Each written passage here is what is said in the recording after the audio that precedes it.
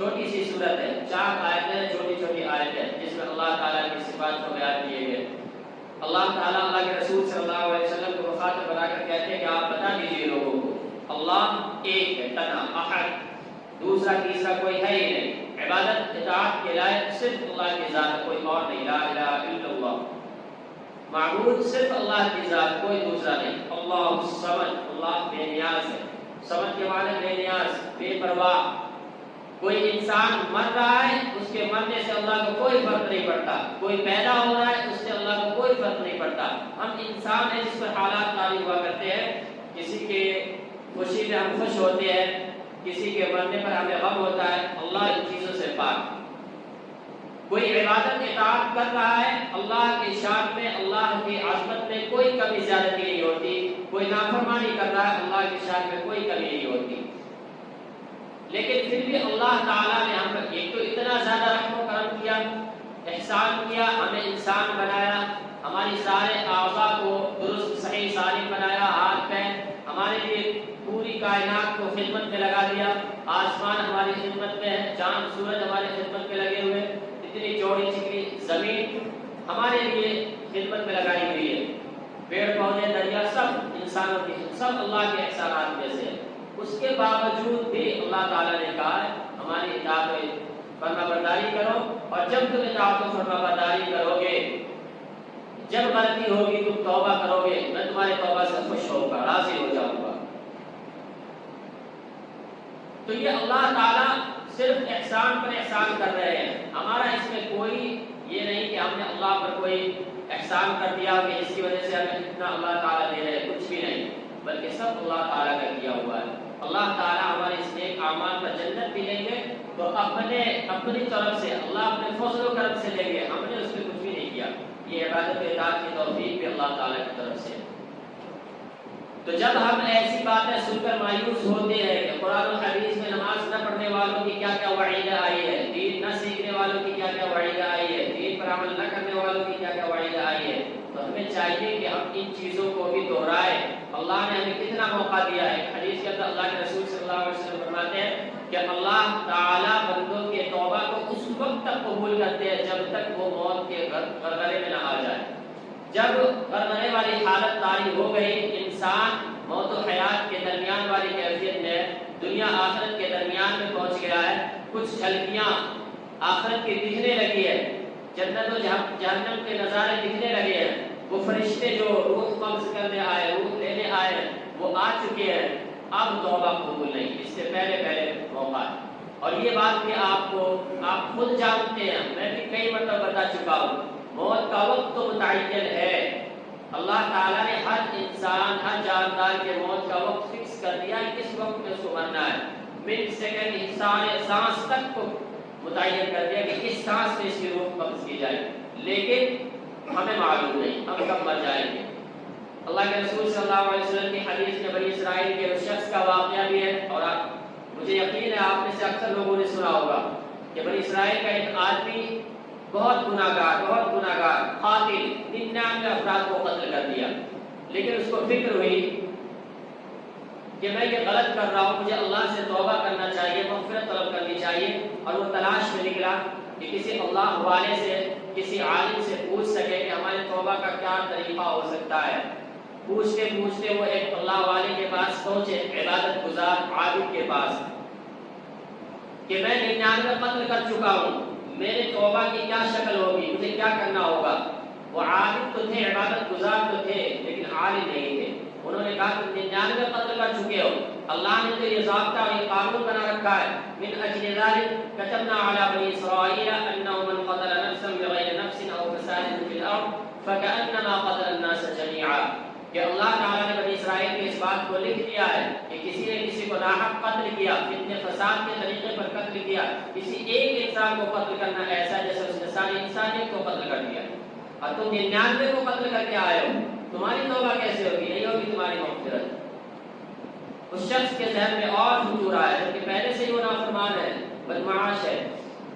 کہ جب 99 کو قتل کر دیا ہو، توبہ کا کوئی راستہ میرے لیے ہے ہی نہیں، تو 99 کیا 100 کیا 1000 کیا، چل اسے بھی قتل کرتے ہیں۔ اس عابد کو بھی قتل کر دیا، لیکن دل میں جو کڑن تھی، چبھن تھی، کہ میری مغفرت کا کوئی راستہ ہو سکتا ہے، مجھے تلاش اور جستجو جاری رکھنی چاہیے، وہ دوبارہ اللہ کے بندوں کی تلاش میں نکلا، کسی عالم دین کے جاننے والے، اللہ کے بنائے گئے اصول و ضابطے کو جاننے والے کی تلاش میں نکلا، ڈھونڈتا رہا، پوچھتا رہا لوگوں سے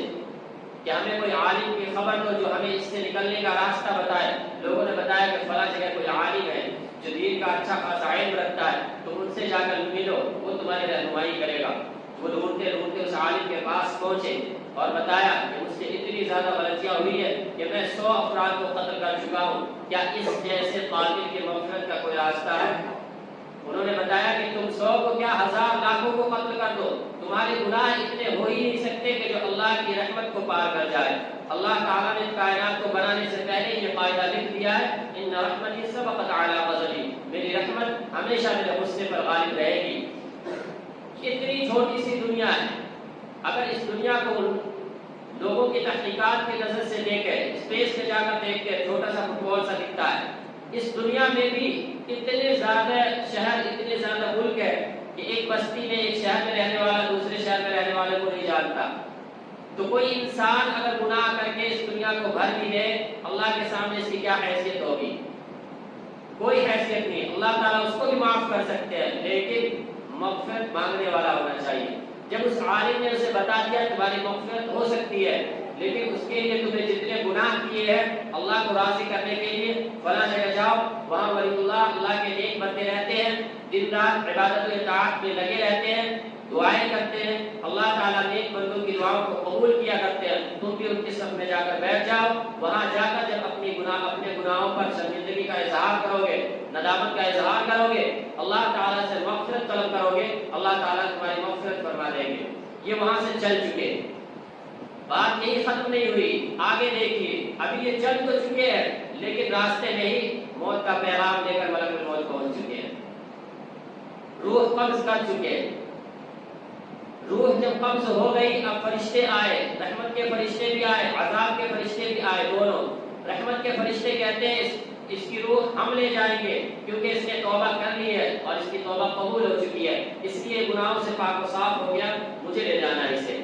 عذاب کے فرشتے کہتے ہیں کہ نہیں، اس نے زندگی میں ایک بھی اچھا کام نہیں کیا، ساری زندگی قتل و غارت کی ہے، نافرمانیاں کی ہے، یہ تو عذاب کا مستحق ہے، اسے تو میں لے جاؤں گا۔ ایک اور فرشتہ، یہ دو جماعتیں فرشتوں کی ہو گئی، ایک اور فرشتہ آسمان سے اترتا ہے، وہ فیصلہ کرتا ہے دونوں کے درمیان کہ اس نے توبہ تو واقعی کر لیا ہے اور یہ جا رہا ہے جس طرف، وہاں بھی توبہ کرنے کے لیے ہی جا رہا، اللہ کو راضی کرنے کے لیے ہی جا رہا ہے، اور دوسری طرف یہ بات بھی ہے کہ اس نے ساری زندگی نافرمانی کی ہے۔ تو اس کے فیصلے کا طریقہ یہ ہے کہ جہاں سے یہ آ رہا ہے وہ مسافت دیکھی جائے کتنی زیادہ ہے، جدھر یہ جا رہا ہے وہ دیکھا جائے کتنا زیادہ ہے، اور جس کے یہ قریب ہے اس کا حکم لگ جائے گا اس پر، اور وہ فرشتے کو لے کر جائیں گے۔ وہ مسافت ناپی گئی کہ جہاں سے یہ آیا ہے اس کی کیا ہے، جہاں تک آیا ہے اس کی کیا ہے۔ صرف ایک بارش یہ مغفرت کے زیادہ قریب ہے، اس طرف زیادہ قریب ہے جہاں جا رہا ہے، اور ایک بارش دور اس سے ہے جہاں سے یہ آ رہا ہے۔ اس کا حکم ہو گیا کہ اب ان کو جو ہے رحمت کے فرشتوں کے ساتھ بھیجا جائے، اس کی توبہ قبول ہو گئی۔ تو اس میں تو ایک ہمارے سمجھنے کی بات یہ تھی کہ ہم توبہ کو اپنا معمول بنائیں، استغفار کریں۔ اللہ کے رسول صلی اللہ علیہ وسلم کی وہ حدیث تھی، عوام کی نظر میں کافی زیادہ، اللہ کے رسول صلی اللہ علیہ وسلم ایک مرتبہ بہت لمبی نماز پڑھے اور اس میں اللہ تعالیٰ سے دعا کی،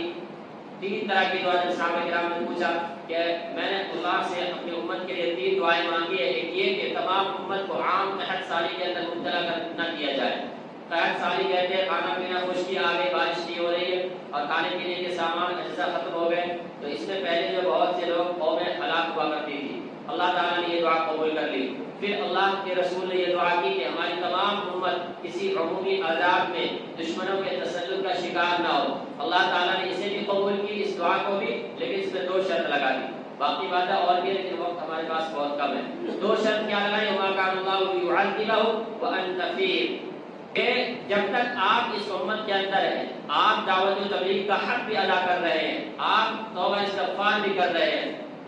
اس امت پر کوئی عذاب نہیں آئے گا، اس امت پر دشمن مسلط کبھی نہیں ہو سکے گا۔ دوسرا وما کان اللہ معذبہم وہم یستغفرون،